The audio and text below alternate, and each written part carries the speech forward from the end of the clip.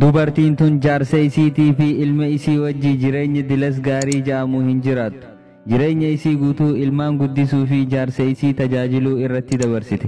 Guyyaa tokko namticha tokko kan jaarsa isii beeku michiyyoo isaa tan amata 7 qabee fide.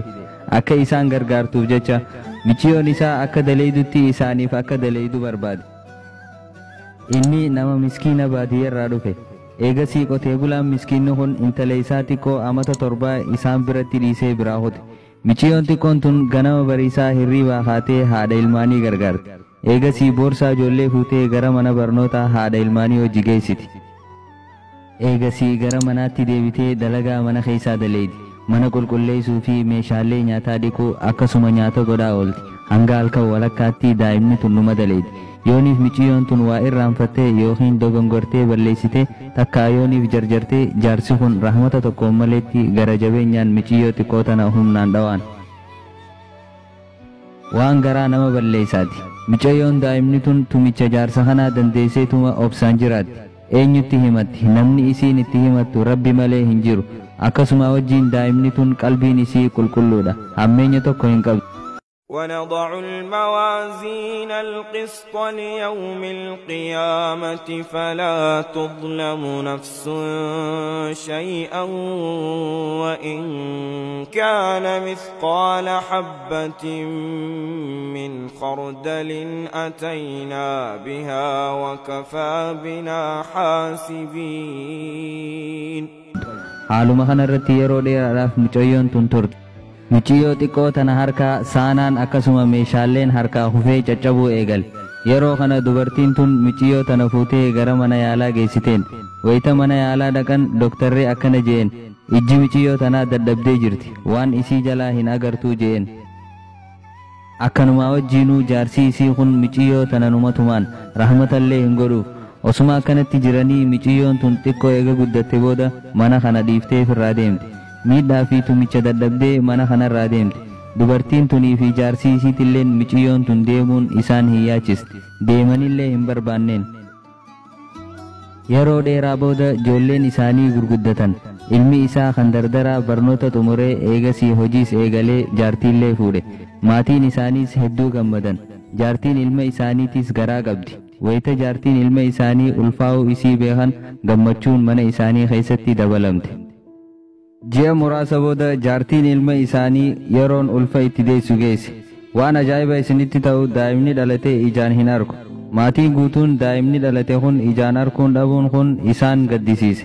Yeroo kana daa'ima fuudhanii doktara bira geessan. Garuu bu'aa tokko hin qabu.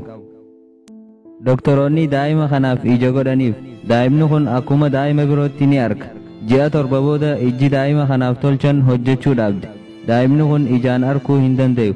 Amma booda waan fedhan yoo godhanillee ijji daa'ima kanaa hin deebitu. Yeroo kana jaarsi michiyyoo daa'ima san tumuu ture. Daa'imni akaakoo ta'uuf yeroo ijaan arguu dhabuu isaa bare maraatee qabanii mana yaalaatti galchan. Eegasii jaartiin isaa osuma teessee gaddituu michiyyoo daa'ima isaan bira dalagaa turte san yaadatte. Miidhaa isaan irraan gahanii fi tumicha jaarsi isii tumurraa kan ijji isii jaamtee biraa deemte san yaadatte. Kuni galata keenya waan nuti michiyyoo xiqqoo san goone Rabbi nurraa kafalutti jira jettee michiyyoo san barbaadutti seente.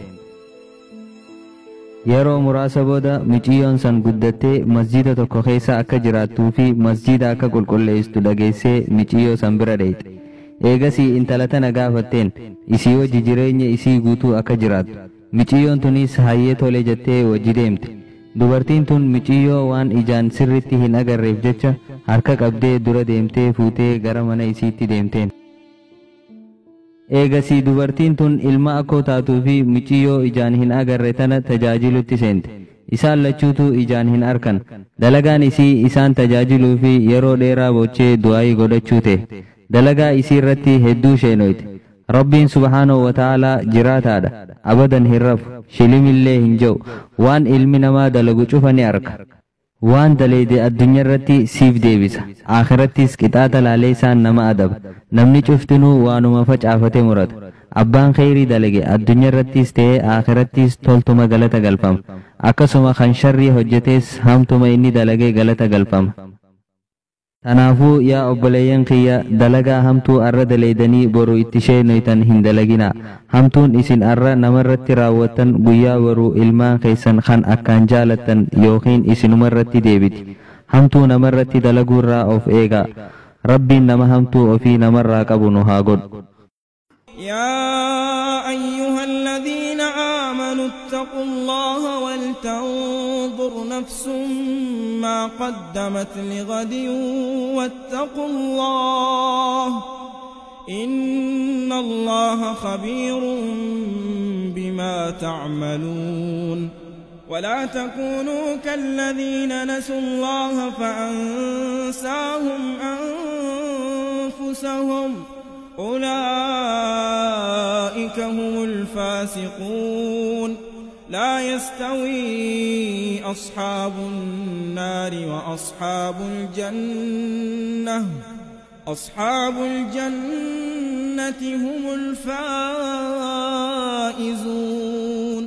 السلام عليكم ورحمة الله وبركاته. خبجمتوتا داوتوتا چاینال اودا نیشن ویدیو خنرا برنوتا گدا اکفدتن شکینگ او ویدیو لی خنا والفکاتن ارکچوف چاینال خینا اودا نیشن یوتیوب رتی سبسکرائب اما گدا اکسما فیسبوک رتی پیجی خینا اودا نیشن لایک نوف گدا اودا نیشن سبسکرائب قفا گدودان نگرگارا